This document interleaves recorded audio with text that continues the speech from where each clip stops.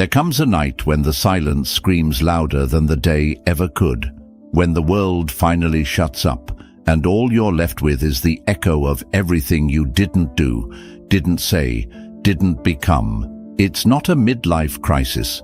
It's not some poetic phase.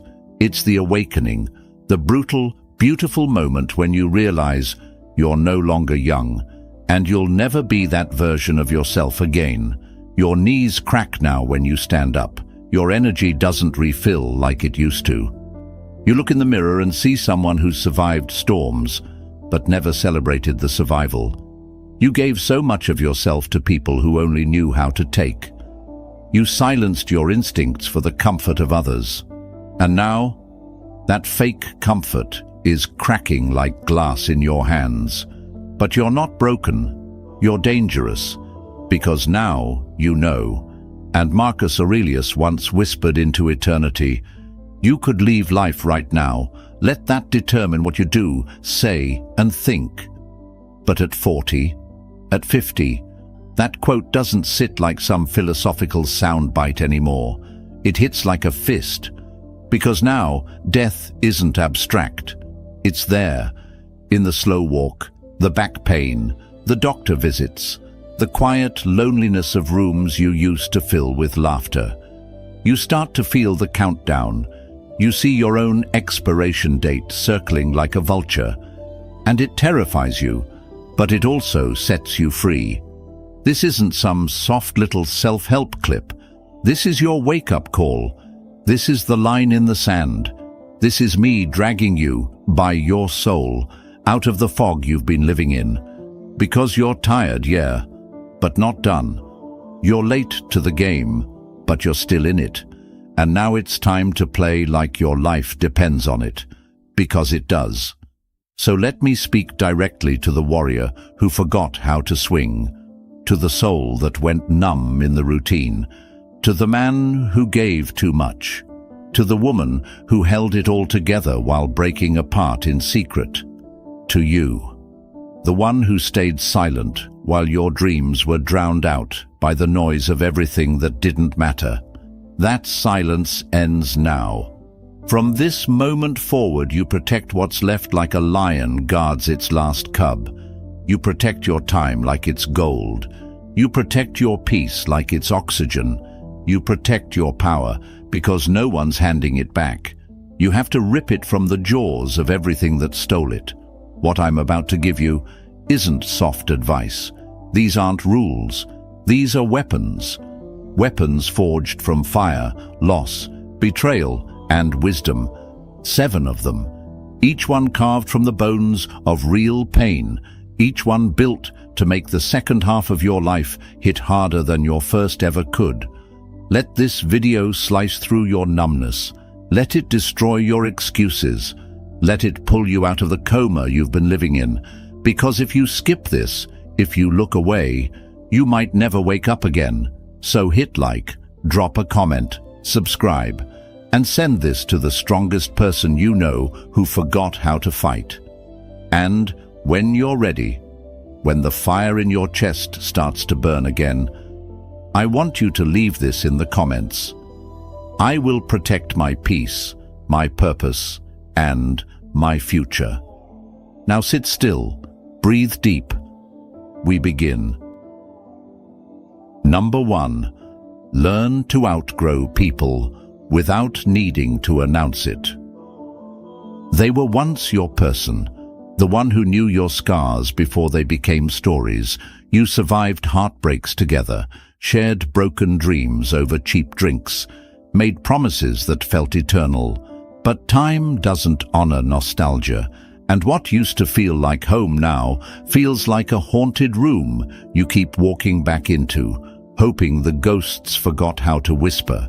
You've grown, but they haven't. And now every conversation feels like you're translating your evolution to someone fluent in your past. They joke about how you've changed, as if that's a flaw.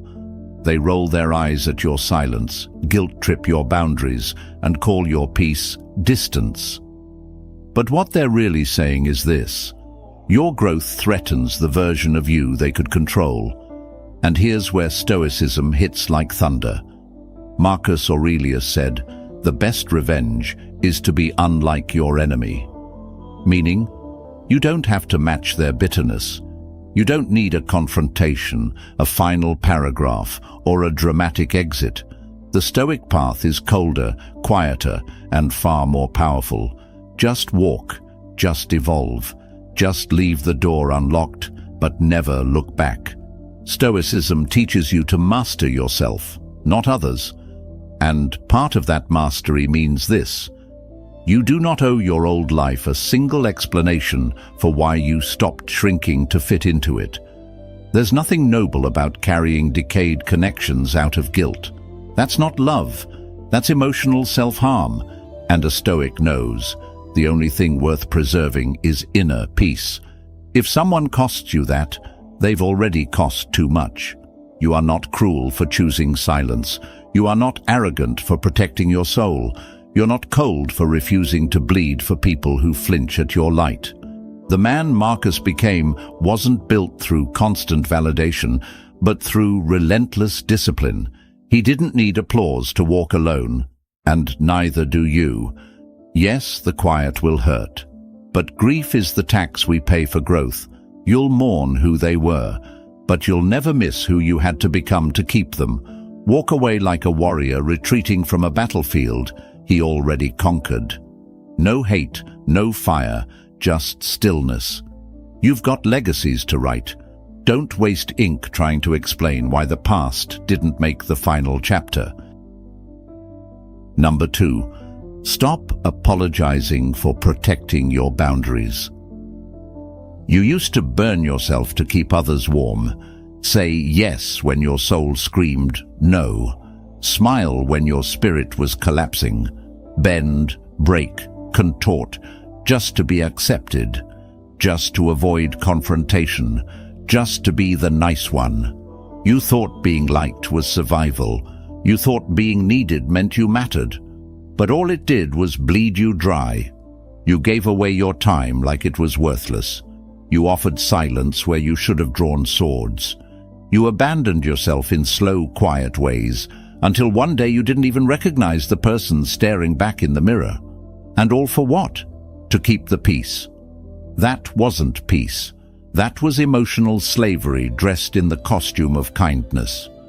Marcus Aurelius said, "If someone proves me wrong, I will gladly change. For I seek truth, and truth never harmed anyone." But truth without self-honor is useless. And the truth is this: you were never put here to be everyone's emotional landfill. You were not born to be liked. You were born to live, boldly, unapologetically. With fire in your bones and a line in the sand no one is allowed to cross. Let them call you selfish. Let them say you've changed. That's just what people do when they can no longer feast on your silence. They're not mad at your boundary, they're mad at your awakening. Because now you're dangerous. Now, you see who only came around when your yes was easy. You see who flinches when you finally choose yourself. And here's where Stoicism becomes armor. You don't need to explain your standards to those who never respected them to begin with. You don't need to justify your limits to people who always benefited from your lack of them. You don't owe anyone an apology for protecting your soul. You owe yourself the version of you that no longer trembles when it's time to say no. And if your boundary costs you a relationship, let it burn. Because anything real, anything pure, doesn't get destroyed by self-respect. It gets strengthened by it. Let your no echo like thunder. Let it shake the fake love from your life. You've spent too many years trying to be digestible. It's time to be undeniable. Your future is sacred ground. Guard it like your life depends on it, because it does. Number 3, take care of your body, like it's the last house you'll ever live in. You've outrun the warnings, slept through the sirens, laughed off the aches, the gasps, the stiffness, like your body was a machine that would never rust. You fed it trash, starved it of rest, buried it under excuses and screen time, and for years it stayed quiet, loyal, forgiving. But that silence? It's over. Because after 40, your body stops whispering. It starts screaming. Your knees snap back with vengeance. Your heart pounds like a ticking clock. And your eyes? They carry the exhaustion of 1,000 days spent putting everyone and everything else first. This is no longer a warning. It's a bill, and it's due. Marcus Aurelius once wrote, "You must build up your life action by action, not with words, not with intentions, with movement, with sweat, with discipline. Your body is the foundation, the temple, the vessel, and you've trashed it like a hotel room, forgetting this isn't temporary lodging. This is your final address. You don't get to trade it in. You don't get a spare. So start treating it like sacred ground, like it holds every chapter you've yet to write, because it does. That shoulder pain, that gut fatigue, that winded breath from walking stairs, that's your future begging you to wake the hell up. This is no longer about abs or aesthetics. It's about survival. It's about the clarity in your mind when your body is clean, the power in your voice when your lungs are strong, the fire in your soul when your spine is straight and your blood flows like thunder. You don't need a gym, you need grit. One push-up on the cold floor, one stretch that cracks the pain loose, one choice, water instead of poison. Do it again tomorrow, then again, and again, because this body is carrying your legacy, your children, your destiny, and it cannot keep dragging your negligence around like a corpse. You wouldn't sleep peacefully in a house on fire. So why live inside a body that's falling apart under your watch? Reclaim it. Train like your breath depends on it, because it does. Move like your purpose is on the line, because it is. Eat like your heart is listening, because it's begging you to. This isn't self-care. This is a war cry, a battle for your future and your body. It's the battlefield. Number 4, stop explaining yourself to people who are committed to misunderstanding you. Ever notice how the harder you fight to be heard, the more they twist your words into weapons? You pour out your soul, and they mock the truth like it's nothing. You draw a line in the sand, and they call you cold. You speak with raw honesty, and they label you dramatic. What they're really telling you is, I liked you better when you didn't have a spine. Marcus Aurelius nailed it. Waste no more time arguing what a good man should be. Be one. It's not about getting people to understand you. It's about being the truth, living it, breathing it, even if they can't handle it. Your piece was never meant to be a courtroom drama. For years you bent over backward, shaping yourself into something palatable, something they could digest. But no more. After 40, the veil drops. You're not here to apologize for being real. You're not here to explain the fire that burns in you, just to watch them water it down with their judgment. You can stop pleading with people who thrive on misunderstanding, people who feed off twisting your words and turning your clarity into chaos. You're not a puppet to their confusion. And here's the brutal truth. You are not responsible for their broken lens. After 40, you get this. Silence is strength, not weakness. When you stop justifying every breath you take, you unlock a power that's been waiting in the shadows. That silence, it's your shield, your refuge. Let them talk. Let them misinterpret. Let them stay in their fantasy of you. You are not here to be their emotional punching bag. You're here to create, to thrive, to walk away without a single ounce of guilt. You have every right to be misunderstood. You have every right to grow without their applause, to leave without their consent, to be without their approval. If they can't see the real you, let them speak to the ghost of who they wish you were. You're not here for their validation. Your life is not a debate, it's a damn declaration. So stop fighting to be understood by those who never will. Let them shout into the void. Let them spin their web of confusion. You know who you are, and that's all that matters. Number 5. Make solitude your superpower, not your punishment. There was a time when the thought of being alone sent your soul into a tailspin.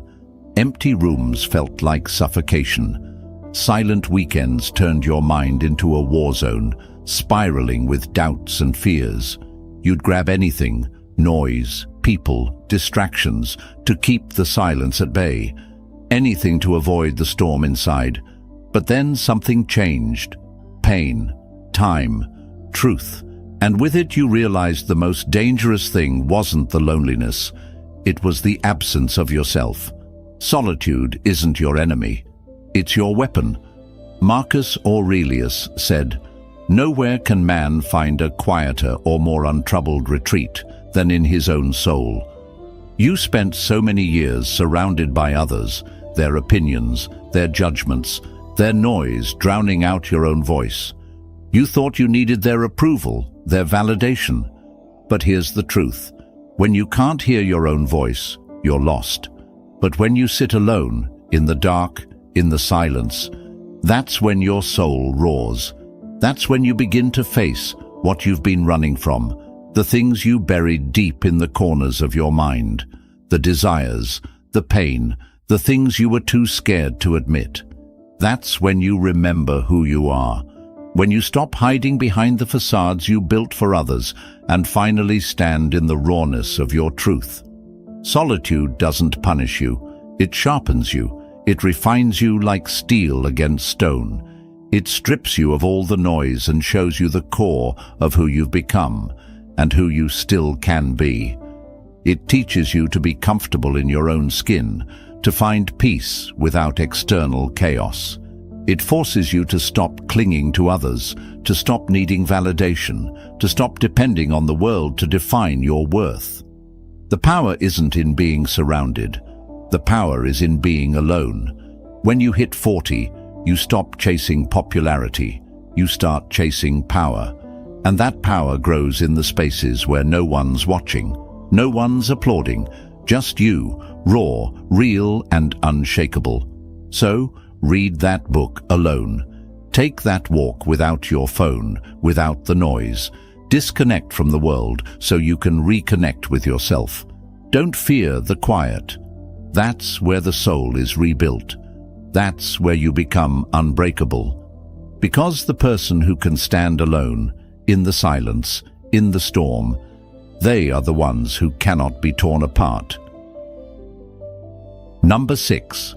Let go of old versions of you that no longer survive.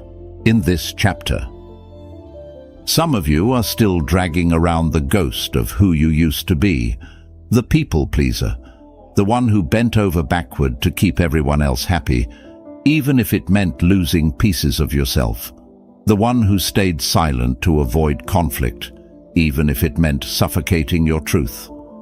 That version of you served a purpose once, but that purpose is dead. Marcus Aurelius said, "The impediment to action advances action. What stands in the way becomes the way." The truth is, that version of you that held on to outdated identities, the pacifier, the doormat, the silent sufferer, is standing in the way of your greatness. It's time to bury it. You don't owe the world your old self. You owe yourself the courage to evolve. After 40, growth doesn't feel like a celebration. It feels like a funeral.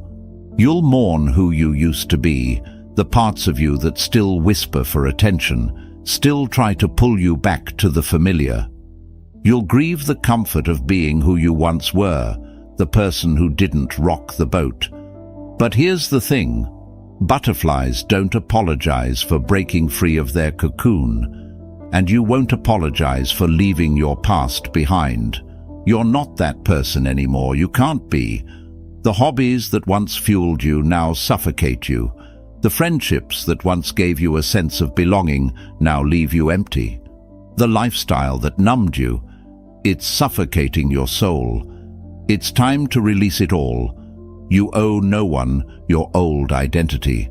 You are not obligated to stay the same just because others want you to. Change is chaos. It's messy. It's uncomfortable. It feels like ripping the old skin off, exposing what's underneath. But pretending to be the person you once were, that's worse. It's a death sentence. Some people won't be able to handle the new you. They'll try to hold you to their expectations, to their memories of you. Let them. Let them say, "You've changed." Because guess what? You have. That's the point. You're not here to fit. You're here to build, to forge something new, something so rooted in truth that pretending to be someone else feels like betrayal. No more surviving. No more being who they want you to be. You're here to become. And you're becoming someone unrecognizable to the person you once were, and to anyone who can't keep up. Number 7. Stop begging for time from those who treat you like an option. If you're chasing their attention, you've already lost. You send the first text. You're the one making plans. You rearrange your life like a jigsaw puzzle just to snatch a sliver of their time, and all you get in return is cold replies, lame excuses, and silence masked as busyness. Marcus Aurelius warned, "It is not that we have a short time to live, but that we waste much of it. Stop wasting yours." As you get older, your time becomes more sacred, more precious, and the harshest truth you'll realize is how many years you've thrown away at people who never saw your worth, who treated you like background noise, who made you feel small, invisible. You're not hard to love. They're just not capable of matching the depth you offer. And that's the truth. You are not an afterthought. You are not someone's maybe. You are not their seasonal convenience. You're not a placeholder to be picked up when it's convenient for them. You're a priority, and if they can't see that, then they're not worth your time. The real ones don't make you beg for their attention. They don't keep you in the shadows. They make time for you because they know your time is a luxury. Stop chasing. Stop begging. When you stop chasing, something shifts. Suddenly you stop running after crumbs and start attracting the whole damn meal. You don't beg for time. You choose who you give your energy to. Because here's the harsh reality. When someone is always too busy for you, their actions are screaming louder than their words. Believe them. The excuses are just their way of telling you that you're not enough, that you're just a distraction for when they need one. But you don't need that. You don't need to beg, to fight for scraps, to chase someone who won't give you their full heart. You stop settling for half-hearted efforts. You stop being an option. And you start living like the priority you were always meant to be. You want respect. You want love. Make yourself unavailable to the people who won't give it to you. The moment you stop begging for time, you'll realize something. You are time. You are the thing they should be chasing, the thing they should be valuing. You're not too old. You're just getting clearer. Clearer about who you are. Clearer about what matters. Clearer about the boundaries you've been too afraid to set. But now you're owning them. This isn't about age. It's about wisdom. And wisdom hits harder with every scar you've earned. These 7 rules, they're not just words. They're weapons forged in the heat of battle, carved by your blood, sweat, and tears. They're your battle cries for the life you're building. The next chapter? It's not about perfection. It's about raw, unapologetic authenticity. the kind that shakes the world.